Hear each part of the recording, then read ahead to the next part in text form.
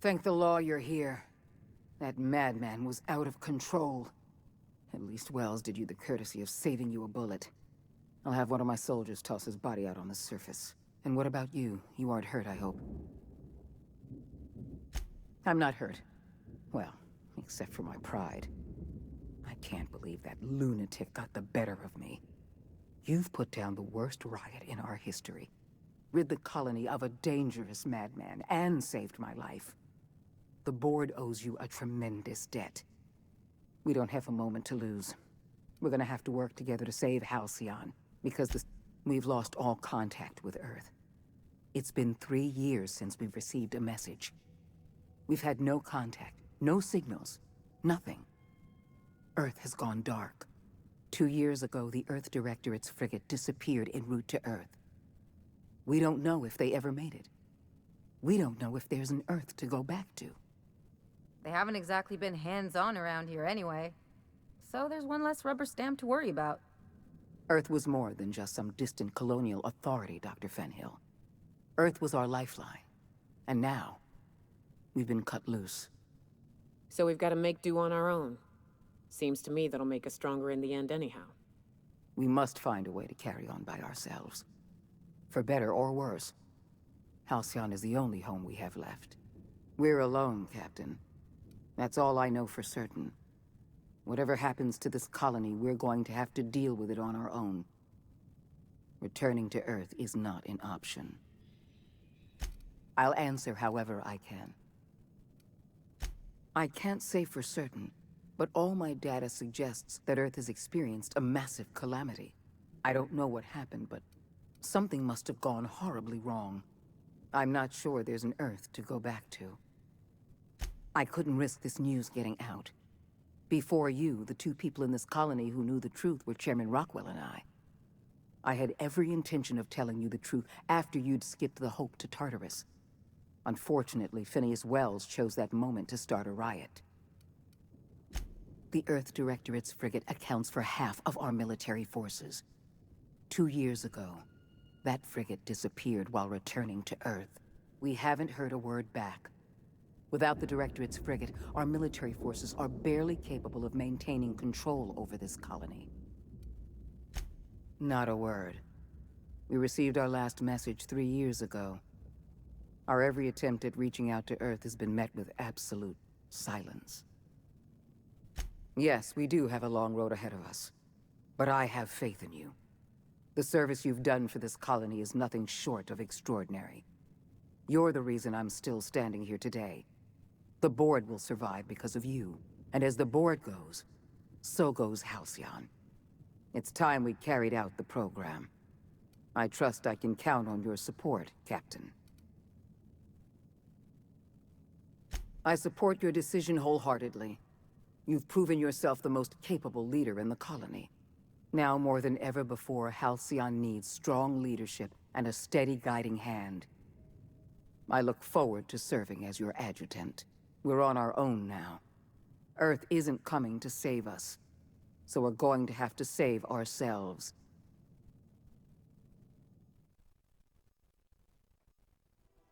The OSI teaches that everything in the universe happens according to the grand plan. But the stranger that arrived in Halcyon was an unplanned variable. From the moment he landed in Emerald Vale, his actions altered the course of history. The riots in Tartarus ended in a total victory for the board.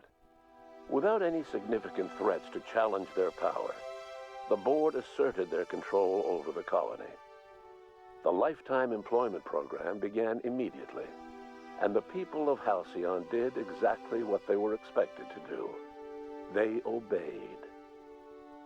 Sophia Akande converted the labyrinth from a prison to a processing center. She jettisoned the original colonists out of the Hope and transformed the ship into a massive storage facility. One by one, the workers of Halcyon surrendered themselves to the program. They arrived with their families and their friends, their colleagues and their neighbors, and then, one by one, they marched into their stasis chambers.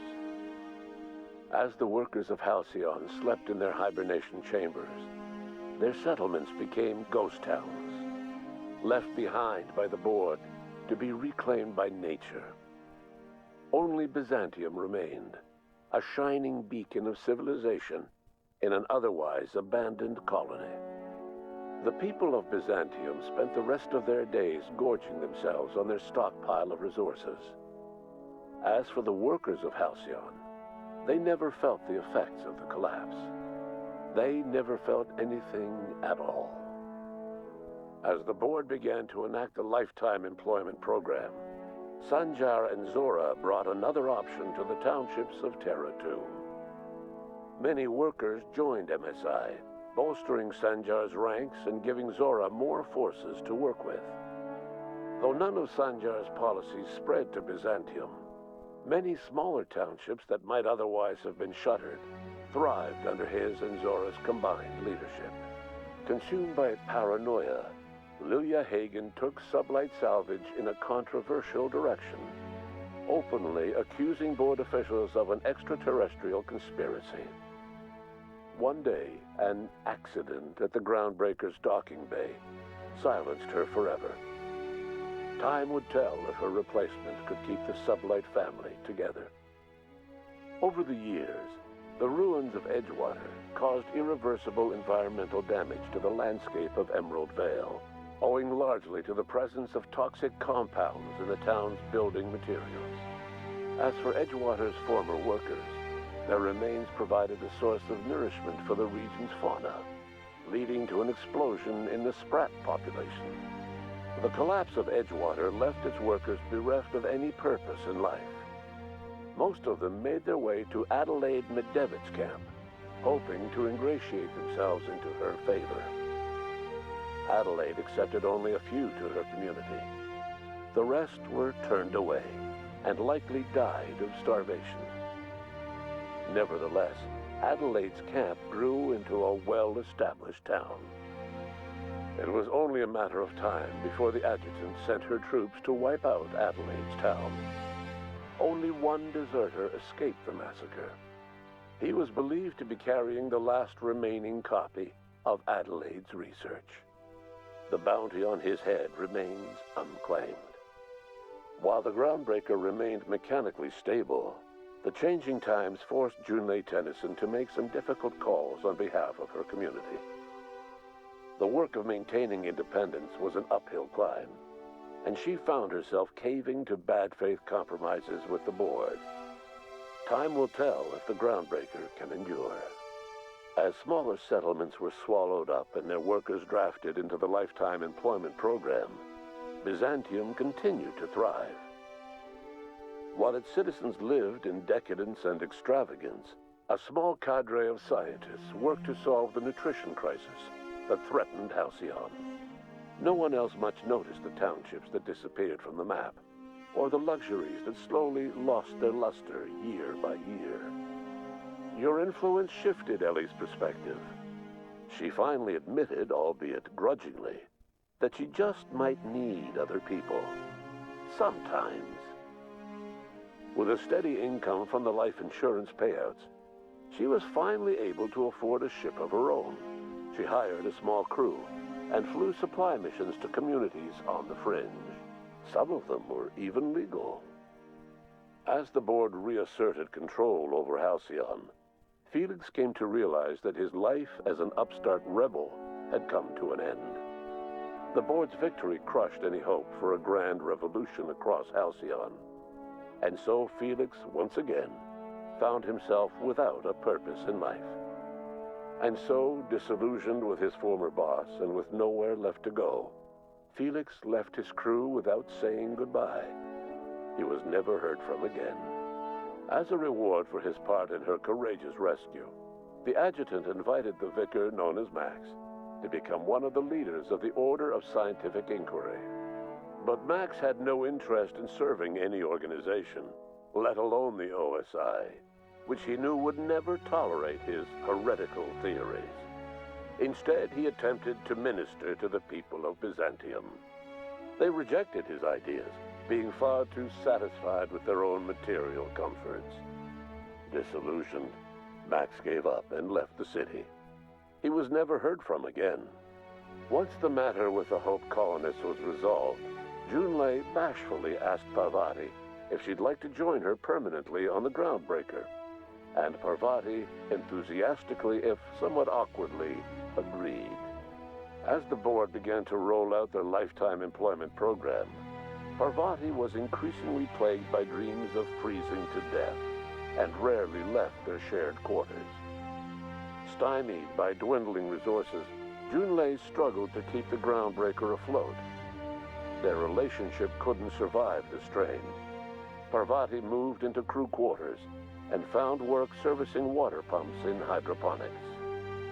Nyoka returned to Monarch to take another crack at making a permanent life for herself. She formed the Charon Group, a mercenary outfit of ragtag survivalists and wilderness experts.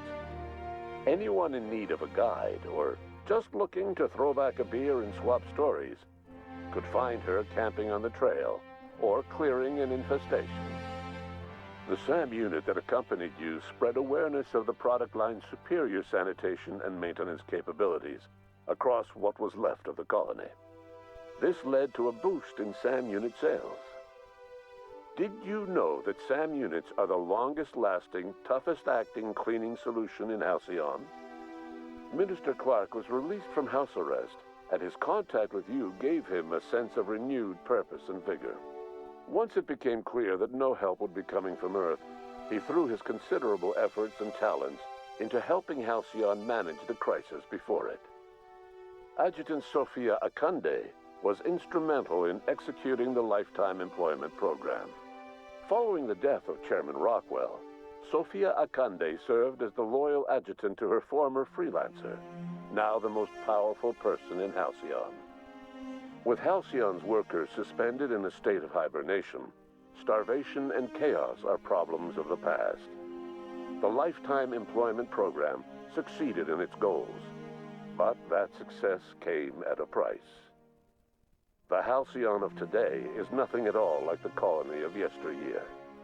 Power remains concentrated in Byzantium, but all the colony's resources serve the lifestyle of the elite, thereby transforming Halcyon into one of the smallest and most exclusive colonies in the system.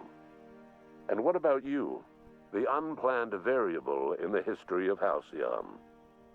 You brought an end to the chaos on Tartarus and proved yourself the most capable leader left in the colony. With Sophia Akande as your adjutant, you returned in triumph to Byzantium. All of Halcyon was yours. In time, you demonstrated a talent for leadership that far surpassed your predecessor, Chairman Rockwell.